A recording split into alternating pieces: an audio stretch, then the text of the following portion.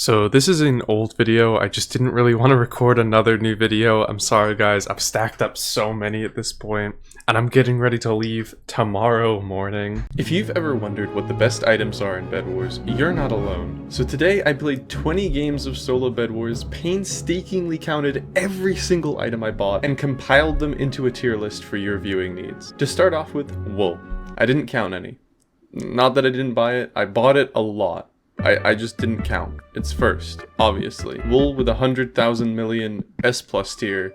Woo! Oh, and some items in Bed Wars are permanent, like tools and armor. Every single game I bought iron armor or had it at some point. In one game each, I had chain and diamond, coming in at 5% of the time. In every single game, I also had a full set of tools, including on Glacier. The tool I bought first was always shears, and I spent gold on an iron sword and 2 gaps in one game before buying iron armor. But without further ado, let's get into the tier list.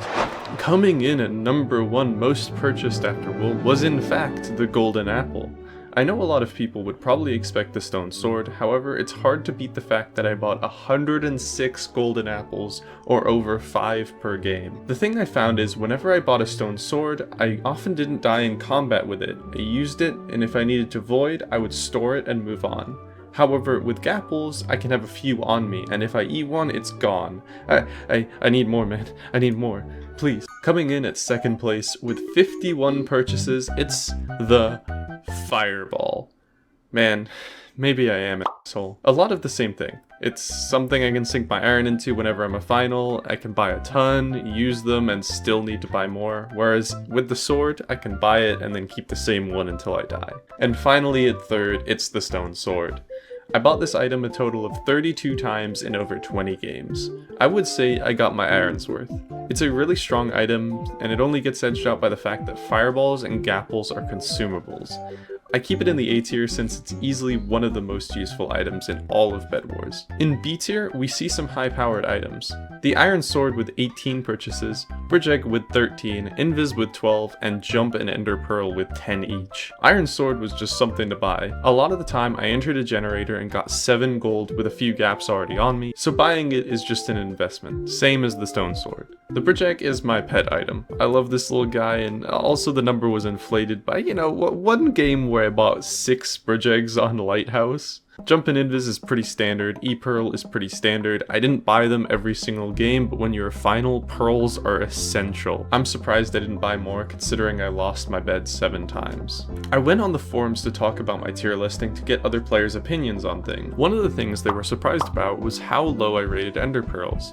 And I'm sorry, it's just something I don't buy all that often. I personally think it's a waste of 4 emeralds to use before you lose your bed, and after I lost my bed, I didn't need to buy them every rush. What I found is in most of the games I bought 1 or 2 ender pearls and then tried to use every item but the ender pearls. So for example, if I went to mid and got 8 emeralds, I'd buy an ender pearl, invis jump, and a bridge egg.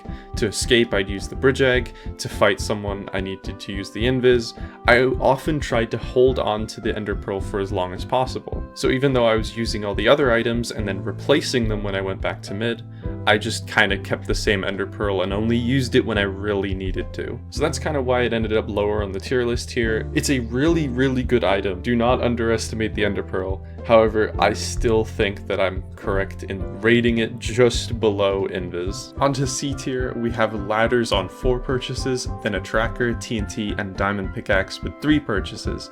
These things are just super situational, very rarely needed. Yet TNT is situational. It's really bad early on when you're poor, and it's really bad later on when you're rich. Its best use is on the less bad in the game, when the person is hard defending and you need to open it while you're invis. I had someone on the forums talk about how good the tracker was, and I have to agree with them. It is a really underrated item. However, I think I am rating it correctly on C tier here. This might just come down to playstyle, however, since most of the time I'm boxing in my last opponent before breaking their bed and killing them, so I very rarely need to track them down. In fact, the 3 times I bought my tracker, I was one of the people to lose my bed, so out of 7 games, I bought it in 3 of them, so 50% of the time-ish, I had a tracker to track down the last player. D tier, obby, which I'm counting as 1 purchase, is 8 obby. I know you technically buy it twice, but that you buy it to get 8 obby, you don't buy 4 obby at a time. a bow, and iron and gold picks. I just bought up to diamond picks a few times in literally my last game, so this places these guys here. A bow is useful as a final, but again is super situational. Most of the time I'm using a melee weapon and potions to get in close with my enemies.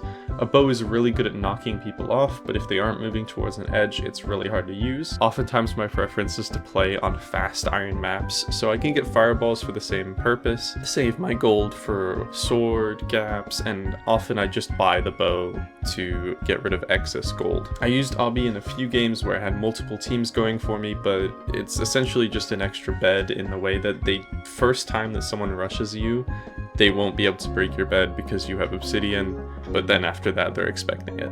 F tier. I bought these things once.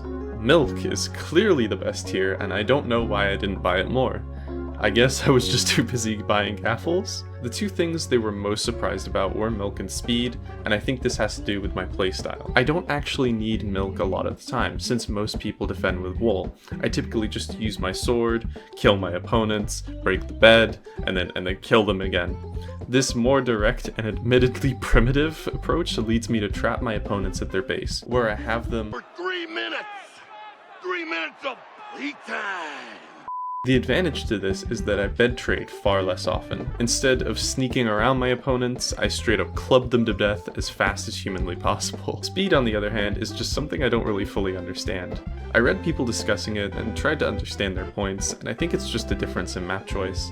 It effectively does the same thing as a fireball, which is to run someone down that is trying to escape you, and personally, since emeralds can be used on almost anything, and after a bit I'm only really spending iron on fireballs and blocks, I prefer to use fireballs to prevent my opponent's escape. I understand on a map like Orchestra, where the middle of the map is just something opponents can run around. However, I don't play on those sorts of maps, so speed was something I never used. Do keep in mind that it's really useful for running down opponents though.